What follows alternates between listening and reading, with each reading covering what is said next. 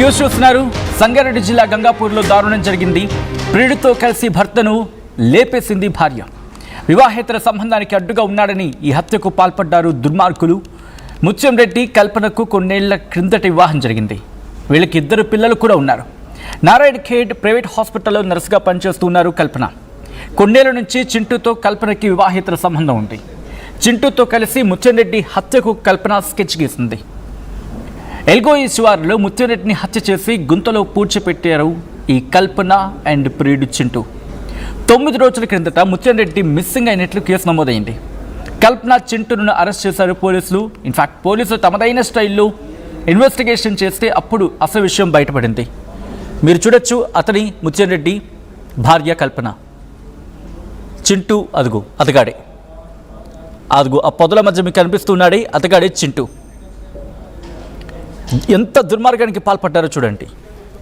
వివాహేతర సంబంధాలు ఎంతటి దారుణాలకి దారితీస్తున్నాయి, ఎంతటి దుర్మార్గానికి దారితీస్తున్నాయి అనడానికి ఇది ఒక ఉదాహరణ అంతే.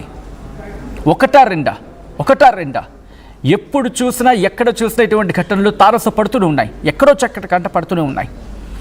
ఈ మధ్యకాలంలోనే తీసుకుంటే దాదాపుగా ఎన్ని ఘటనలు మనం వెళ్ళేది ఇలాంటి వివాహేతర సంబంధానికి సంబంధించి. అసలు ఏం జరిగిందో డీటెయిల్గా మాట్లాడుకునే ప్రయత్నం చేద్దాం. మా ప్రతినిధి మహేష్ అప్డేట్స్ అందించేందుకు సిద్ధంగా ఉన్నారు. మహేష్ దగ్గరికి వెళ్తాను. ఆ తర్వాత డీటెయిల్గా మాట్లాడిన తర్వాత మనం ఈ అంశానికి సంబంధించి మాట్లాడుకుందాం.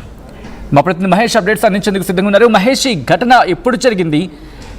అంటే పోలీసులకి కల్పన అండ్ చింటూల మీద ఎప్పుడు అనుమానం కలిగింది? ఎక్కడ క్లూ దొరికింది? ఎప్పుడు పట్టుబడ్డారు వీళ్ళు? ఖచ్చితంగా సజ్జన్, ఇప్పటికీ సంగారెడ్డి జిల్లాలో ఇటువంటి దారుణమైన సంఘటన చోటు చేసుకోవడం ఇది మొదటిసారిగా చెప్పుకోవచ్చు.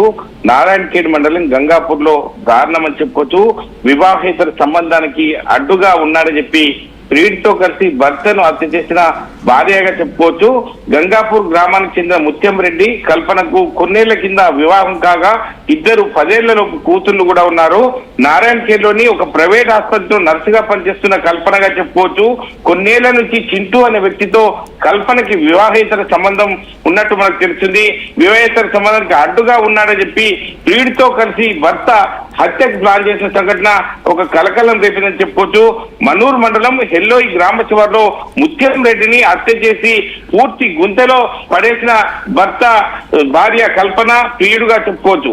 9 రోజుల క్రితం ఈ యొక్క అదృశ్యమైన సంఘటనపై ముత్యం రెడ్డి ఎక్కడున్నారని చెప్పి వీరే వారి జాడ కోసం తిరుగుతున్న సందర్భాన్ని బట్టి చూస్తుంటే పోలీసులు వీరి యొక్క కదలికలను గుర్తించి వీరు గతంలో ఎవరెవరితో మాట్లాడుతున్నారు ఏంటని చెప్పి కాల్ లిస్ట్ ను కూడా తీయడం జరిగింది. వీరికి సంబంధించి ఈ యొక్క రెగ్యులర్ గా ఎవరైతే ప్రియుడితో మాట్లాడుతుందో కల్పన ఫోన్ ఆధారంగానే ఈ యొక్క వివరాలు కూడా బయటకు సేకరించి పోలీసులు యొక్క వీళ్ళని పట్టుకొని తీరా వీరు అన్ని చెక్ చేస్తుంటే పూర్తిగా మన సమాచారం కూడా బయటకు వచ్చినట్టు తెలిసింది. ఇప్పటికే మృతదేహాన్ని పూర్తిగా చోట నుండి మృతదేహాన్ని బయటకు తీస్తున్న పోలీసులుగా చెప్పవచ్చు. ఎందుకంటే ఇవన్నీ సందర్భాలు చూస్తుంటే అక్కడ వీరు ప్రతిరోజు వీళ్ళ కదలికలు గతంలో జరిగిన సందర్భాలను బట్టి ఫోన్ ఆధారంగానే ఈ యొక్క సంబంధించిన సమాచారాన్ని కూడా పోలీసులు సేకరించడం తెలుస్తుంది.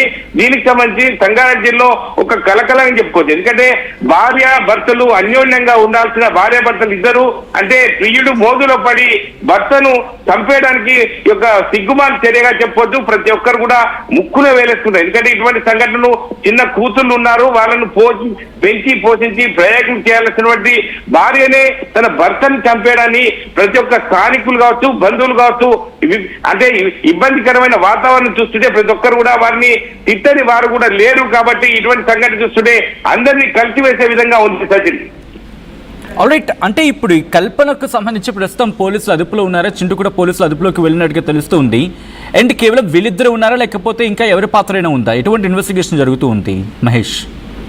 ఇప్పటికీ చింటూను అదుపులోకి తీసుకున్నారు, కల్పన అదుపులోకి తీసుకున్నారు. ఎక్కడైతే వీరి యొక్క చంపి పూర్తి పెట్టిన ప్రదేశాన్ని కూడా ఇక సంబంధించిన ఎక్స్ట్రా జరిగింది ఏంటని చెప్పి పోలీసులు చింటూ ద్వారా సమాచారాన్ని సేకరించి వీరు అదుపులో ఉండి జరిగిన సంఘటన బట్టి ప్రతిదీ కూడా అప్డేట్ తీసుకుంటున్నారు. అంటే వీరు గతంలో పరిచయాలు ఎక్కడి నుంచి ఎప్పుడు కలిశారు ఏంటి అని చెప్పి అన్ని విధాలు కూడా ఈ యొక్క వీరిద్దరిని పర్యవేక్షణలో చెక్ చేస్తున్నారు. ఎందుకంటే గతంలో వీరు తీసుకున్నటువంటి ఎక్కడెక్కడ తిరిగారు ఏంటని అని చెప్పి అన్ని కోణాల్లో ఇక్కడ ఎవరైతే ముత్యం రెడ్డిని చంపేసినప్పటి నుంచి ఎక్కడ తీసుకెళ్లారు ఏంటి అని అన్ని కోణాల్లో కూడా పోలీసులు దర్యాప్తు చేస్తున్నారు. నిజమని తేలింది. ఇద్దరిని కల్పనను చింతను కూడా పోలీసులు అదుపులో పెట్టి ఇంట్రాగేషన్ చేస్తున్న పరిస్థితి. దీనికి సంబంధించి వారు తప్పు చేశామని చెప్పి ఒప్పుకుంటున్న పరిస్థితులు కూడా మనం చూస్తున్నాం. ఏది ఏమన్నప్పుడు ఇటువంటి సంఘటన చూస్తుంటే ఒక మహిళ ఉండి తన భర్తను అల్లారు ముద్దుగా పెంచుకోవాల్సినటువంటి ముందుకు తీసుకెళ్తున్న తన కుటుంబాన్ని పిల్లలకు ఒక శోక సముద్రంగా చెప్పుకోవచ్చు. ఎందుకంటే తండ్రి లేని పిల్లలుగా వారు బయట ప్రపంచానికి తెలిసే అవకాశం ఉంది. ఈ దీనికి సంబంధించి కల్పన ప్రియుడు మోజుతో కటకటాలు లెక్క పెట్టాల్సి ఉంటుంది. కాబట్టి ఇవన్నీ కూడా ఈ యొక్క పరిగణనలకు తీసుకోకుండా పిల్లల్ని మాత్రం రోడ్డుల మీద పడేసే పరిస్థితి మాత్రం కల్పన తీసుకొచ్చిందని చెప్పి చెప్తుంది Sajjan. Right, thanks for the update Mahesh. ఈ కథనం మిమ్మల్ని కాస్త కలవరపరచచ్చు, అయితే మిమ్మల్ని కలవరపడి గురి చేయడం ఆర్టీవీ ఉద్దేశం కాదు. కానీ ఇటువంటి కథనాలు చూసినప్పుడు కాస్త కలవరపాటు గురే అవకాశం ఉంటుంది. కాబట్టి దీనికి సంబంధించి తగిన జాగ్రత్తలు తీసుకోవాలని ఆర్టీవీ సూచించడం జరుగుతోంది. ఎటుపోతుంది ఈ సమాజం? ఎందుకంటే ఈరోజు నారాయణ ఖేడ్, అంతకుముందు అల్వాల్, ప్రియుడు మోజులో పడి ఒక తల్లి తన వివాహేతర సంబంధానికి అడ్డుగా ఉందనే కారణంతో కన్న కూతురిని 6 ఏళ్ల పాపని పొట్టను పెట్టుకుంది. కూతురు అడ్డుగా ఉందని భావించే ఆ తల్లి ఏకంగా ఆ బాలికని, ఆ చంటి పిల్లని వాటర్ ట్యాంక్లోకి కుక్కి, ఒక మాటలో చెప్పాలంటే చంపేసింది. ఈరోజు భర్త అడ్డున్నాడని చెప్పి ఈ మహాతల్లి తన వివాహేతర సంబంధానికి భర్త అడ్డుగా ఉన్నాడని చెప్పి భర్తను లేపేసింది. వీళ్ళు ఏమనుకుంటారు అసలు? అంటే చట్టానికి కళ్ళు లేవు, చట్టం ఇంకేది చూడదు, పోలీసులు అన్నీ కళ్ళు మూసుకొని మనం చెప్పింది నమ్మేస్తారు అని చెప్పి అనుకుంటారా వీళ్ళేంటి? భర్తను చంపేయడమా? అంతగా ఇష్టం లేకపోతే భర్తను విడిచిపెట్టేసి,